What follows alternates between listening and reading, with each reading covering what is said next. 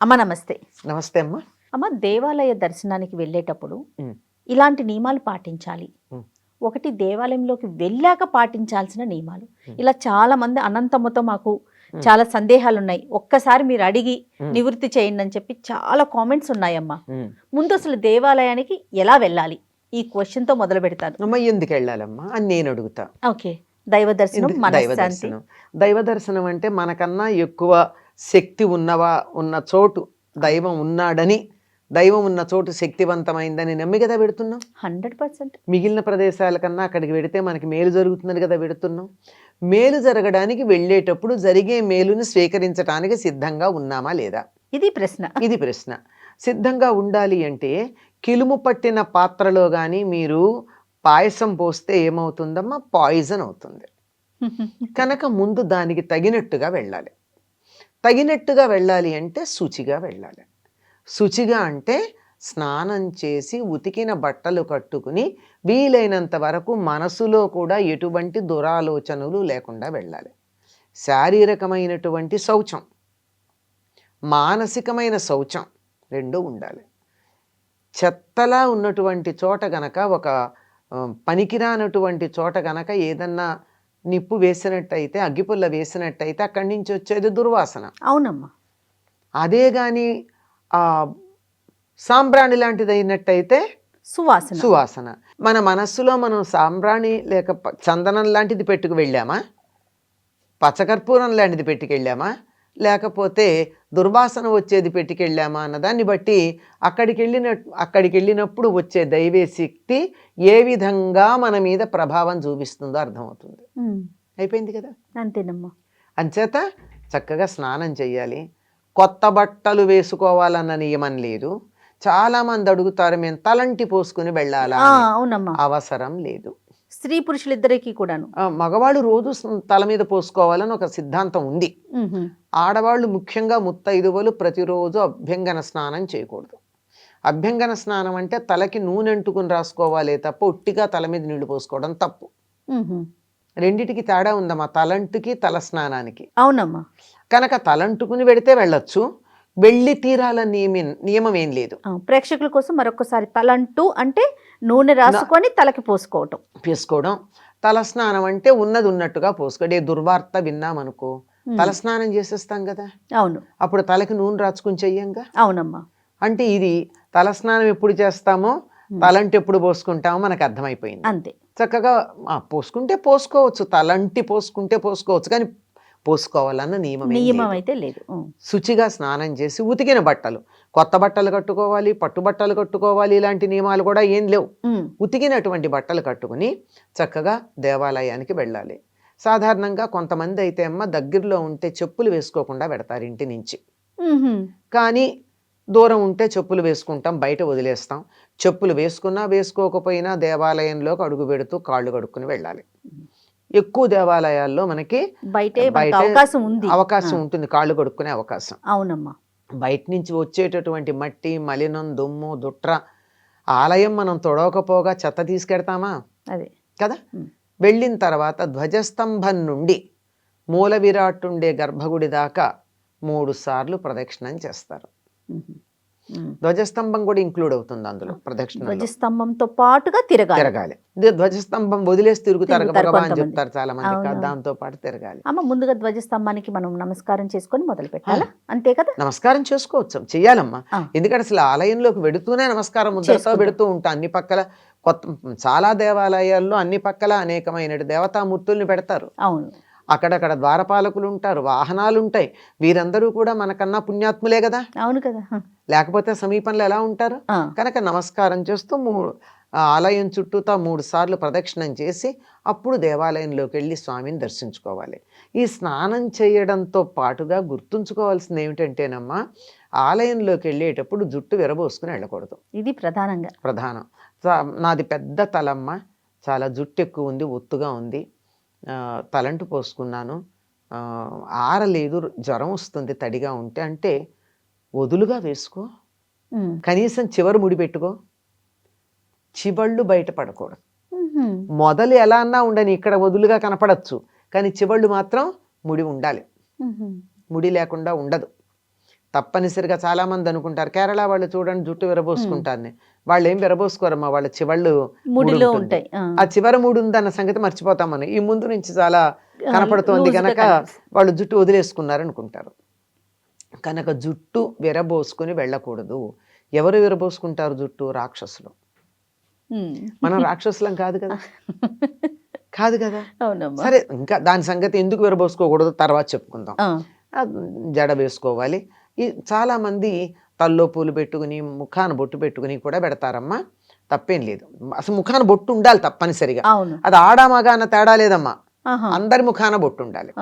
మగవాళ్ళు కూడా జుట్టు పెంచుకునే వాళ్ళు, పిలక ఉన్న వాళ్ళు ఉంటారు, వాళ్ళు కూడా విరబోసుకోకూడదు. వాళ్ళు కూడా పిలకని కానీ జుట్టుని కానీ ముడి వేసుకోవాల్సిందే, కట్టుకునే వెళ్ళాలి అంతే, కొట్టుకుని వెళ్ళవలసిందే. అమ్మా ఇది తప్పనిసరి అయినటువంటి నియమం అమ్మ. వస్త్రధారణతో పాటు కట్టు, బొట్టు, జుట్టు మూడు ప్రధానం.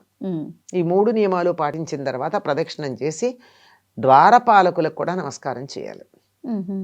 మనకి ద్వారపాలకుల గురించి అంత సాధారణంగా ఎక్కువ మందికి ఐడియా ఉండదు. గడపకి నమస్కారం చేస్తాం, దానికి చేసినా పర్వాలేదు. తెలిస్తే ద్వారపాలకులకు కూడా చేయాలి. వాళ్ళు కూడా ఏ దేవాలయంలో ద్వారపాలకులు ఉంటారో వాళ్ళు సాక్షాత్తు ఆ దైవాన్ని పూజించి ధ్యానం చేసి ఆ రూపాన్ని పొందిన వాళ్ళు అయి ఉంటారు. వారి దగ్గర సాన్నిధ్యం ఎంత గొప్పమ్మా. మన వాళ్ళు అంటూ ఉంటారు, మేము సేవకి వెళ్ళామమ్మా తిరుపతి, కానీ మాకు లోపల గుళ్ళో ఇవ్వలేదమ్మా సేవ, బయట ఇచ్చారమ్మా అంటారు. కొంతమంది అంటారు, మేము ఎంత అదృష్టమోనమ్మా, స్వామి మమ్మల్ని కరుణించాడు, లోపల ఇచ్చారమ్మా మాకు దగ్గరగా, మేము చాలా సేపు స్వామి దగ్గర ఉన్నాం. ఇట్లా ఒకరోజు 2 గంటలో ఉండడానికే అంత అదృష్టం అనుకుంటే, నిరంతరం స్వామి యొక్క ద్వారపాలకులుగా ఉండాలంటే ఎంత పుణ్యాత్ములు అయి ఉండాలి. కనుక వారికి నమస్కరించుకోవాలి. నమస్కరించుకున్న తర్వాత లోపలికి వెళ్ళి స్వామివారి దర్శనం చేసుకునేటప్పుడు అందరూ కళ్ళు మూసుకుంటారు. మూసుకోకండి, కళ్ళు తెరిచి స్వామి అమ్మవారు ఎవరైనా సరే రూపాన్ని చూసి హృదయంలో ప్రతిష్ఠించుకోండి. యువతలకు వస్తూ కళ్ళు మూసుకోండి, మళ్ళీ ఆ రూపం బయటికి రాకుండా. అంతేగాని ఎదురుగా కళ్ళు మూసుకుని దండం పెట్టుకుని బయటకు వచ్చాయో రూపం ఎట్లా ఉందో నాకు గుర్తు లేదు అని అంటూ ఉంటాం. అమ్మవారికి ఏ రంగు చీర కట్టారు అంటే చెప్పేవాళ్ళు చాలా మంది ఉంటారు. కళ్ళు మూసుకుని దండం పెట్టుకుంటారు. అంటే మనకి లోపల ఏమేమి అనుకుంటున్నాము, ఏమేమి అంటే అమ్మ నాకు ఇది కావాలి, అది కావాలి, ఇది జరగాలి, అది జరగాలి, కళ్ళు మూసుకుంటే అలా అంటే డైరెక్ట్ గా స్వామికి చెప్పాము అనే ఒక భావన ఉంటుంది. కాదమ్మా, కళ్ళు మూసుకుంటే రూపాన్ని ఎక్కడ చూసి ఇంట్లో చూడొచ్చుగా, ఇంట్లోనే ఉండొచ్చు కదా. అక్కడ రూపాన్ని చూడండి, యువతలకు వస్తూ కళ్ళు మూసుకోండి, ఆ రూపం మళ్ళీ బయటకు వెళ్లకుండా మనసులో నిలిచిపోయేటట్టు. చాలా మంది పొరపాటు చేస్తాం, అక్కడికి వెళ్ళి దండం పెట్టుకునేటప్పుడు కళ్ళు మూసుకోండి, ముందరి నుంచి కళ్ళు మూసుకోండి క్యూ లైన్లో ఉన్నప్పుడు, తర్వాత కూడా కళ్ళు మూసుకోండి, కానీ చూసేటప్పుడు మాత్రం కళ్ళు తెరిచి చూడండి. అలాగే చూసి ఆ రూపాన్ని మనసులో స్థిరంగా పెట్టుకోండి. అక్కడికి వెళ్ళాకే ఉన్న దండం ఏం కావాలో కోరుకోవాలా, ఆలయంలో ప్రవేశించేటప్పుడే అనుకుంటే సరిపోయింది కదా. ఆలయంలో ప్రవేశించిన తర్వాత అటు ఇటు చూడడం, వాళ్ళు కట్టుకున్న బట్టలు, వీళ్ళు పెట్టుకున్న నగలు, వీటిని గమనించటం, వాళ్ళు మాట్లాడుతున్నారు, వీళ్ళు పోట్లాడుతున్నారు, వీళ్ళు తోస్తున్నారు, వీళ్ళు ముందుకు లాగుతున్నారు, ఇట్లాంటి వాటి మీద దృష్టి లేకుండా మనసు ఏ దైవం ఏ దేవాలయానికి వెళ్ళామో ఆ దైవాన్ని నామస్మరణ చేస్తూ ఉంటుంది. తిరుపతి వెళ్ళామనుకోండి, గోవింద గోవింద గోవింద అనుకోండి. కంచి వెళ్ళామనుకోండి, శ్రీమాత్రే నమః అనుకోండి. రామాలయానికి వెళ్ళామనుకోండి, శ్రీరామ శ్రీరామ శ్రీరామ అనుకోండి, జై శ్రీరామ్ అనండి. ఏదో ఒకటి పెద్ద పెద్ద వక్కర్లా. శివాలయానికి వెళితే నమశివాయ అనుకోండి. ఏదో ఒకటి దైవాన్ని నామస్మరణ చేస్తూ స్తోత్రాలు వచ్చాయా చదువుకోండి. రాలేదా ఒక్క నామం ఆ మాత్రం రాదా, అది వస్తుంది కదా. దర్శనం చేసుకుని బయటికి వచ్చిన తర్వాత కూర్చోవాలి కాసేపు. అంతేగాని ఏదో ఫ్లయింగ్ విజిట్ లాగా ఇలా వెళ్ళడం, అలా చూడడం, ఇలా వచ్చేస్తే ఏం లాభం అమ్మా. ఇంట్లో ఫోటో చూస్తే ఎంతో, అక్కడికి వెళితే కూడా అంతే కదా. అక్కడ ఉన్నటువంటి ఆ దైవీమయమైనటువంటి తరంగాలను అనుభూతి చెందండి, అప్పుడు అది పూర్తవుతుంది మన దేవాలయానికి వెళ్ళి దర్శనం చేసుకున్నటువంటిది. ఒక చిన్న సందేహం అమ్మ, దేవాలయానికి వెళ్ళాం, మీలాంటి పెద్దవారు కనిపిస్తారు, నమస్కారం పెడతాం చేతులెత్తి. కొన్ని సందర్భాల్లో కొంతమంది పాదాలకు కూడా నమస్కారం పెట్టడానికి వంగుతారు. కానీ నేను విన్నది ఏంటంటే, దేవాలయాల్లో స్వామి ఉండగా, స్వామి కానీ తల్లి కానీ అమ్మ కానీ ఉండగా మనం అంటే పెద్దవారైనా సరే నమస్కారం పెట్టకూడదు అనేది వింటూ ఉంటాం. అది ఎంతవరకు కరెక్ట్? పెట్టకూడదమ్మా. ఎందుకంటే ఆయనే లేదా ఆవిడే అక్కడ ఉన్నటువంటి అందరిలోకి ఘనం, వారికి మాత్రమే పెట్టాలి కానీ నమస్కారం వ్యక్తులకు పెట్టకూడదు. ఇంకా కోపం వస్తే రావచ్చు, పూజారులకు కూడా పెట్టకూడదు. పూజారులకు కూడా పెట్టకూడదు. వారికి పెట్టాలంటే వారు బయటకు వచ్చాక ధ్వజస్తంభం దాటాకి యువతలకు వచ్చాక పెట్టండి. గర్భగుడిలో ఎవ్వరికీ పెట్టకూడదు, దేవాలయంలో ఎవరికీ పెట్టకూడదు. నమస్కారం ఒకళ్ళకొకళ్ళు చేసుకోవాలనుకుంటే ఆ ధ్వజస్తంభం దాటి యువతలకు వచ్చాక చేసుకోవాలి. ఎవ్వరికీ నమస్కారం. యజ్ఞశాలల్లో దేవాలయాల్లో వ్యక్తులకు నమస్కారము చెయ్యరాదు.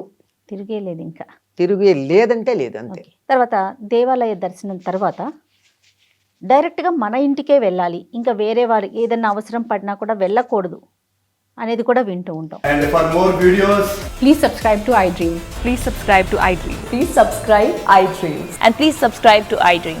For more videos, subscribe to iDream. please like, share and subscribe to the channel. Congratulations, iDream. Subscribe to iDream. Subscribe to iDream. So subscribe to iDream Media. iDream ki iDream team andarki huge congratulations. Please subscribe iDream Media. Please subscribe to iDream. Subscribe iDream. Please subscribe to iDream. iDream అంటే నా కళల channel subscribe చేసుకున్న నోరు తిరుగుతలేదు, మీరైతే గంట గుర్తు కొట్టండి. For more such videos, please subscribe to iDream.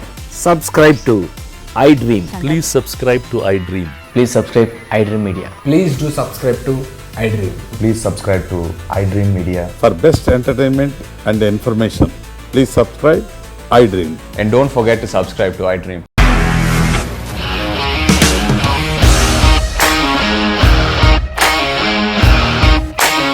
ఇండస్ట్రీలో కమిట్మెంట్ ఇష్యూస్ వస్తే నీకు కూడా వచ్చినట్టు మార్నింగ్ తీసుకెళ్ళాలంటే కొట్టి పడేస్తాడు.